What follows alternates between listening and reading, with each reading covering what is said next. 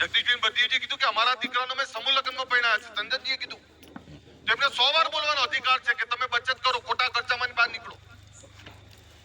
હું મારી એ વાત કરું કે મારા દીકરાને એ ધાનેરાની દીકરી છે પણ મારા હું ના પાર કરતો હતો. મમ્મી પપ્પાએ અને બધાએ નક્કી કર્યું ભાઈ આપણે કોઈ બીજા ખર્ચા નહીં કરવા. મારા ઘરમાં જ સાદગીથી 10-15 હજાર રૂપિયા લગ્ન કરી દીધા. હવે આપણે બીજી વાત કેવી આવે છે કે ભાઈ બધાનું ખાતું છે, ખવડાવવું પડે. કોણ પૂછે તમને?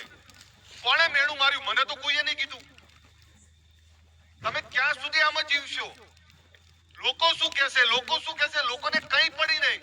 અહીં બેઠેલાને પૂછું કાલ શું જમ્યા હતા ખબર છે તમને? કોઈ નથી ખબર. કાલે શું કપડા પહેર્યા હતા એ નથી ખબર. કાલે શું કર્યું એ નથી ખબર.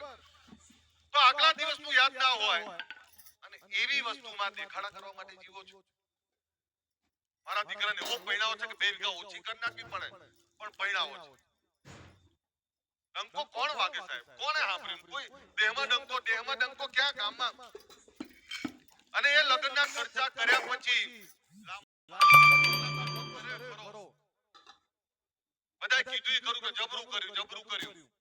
1 વર્ષ પછી એ મુરતિયાને કીધું 500 રૂપિયા ના હોય તો છોકરોએ માફ નહીં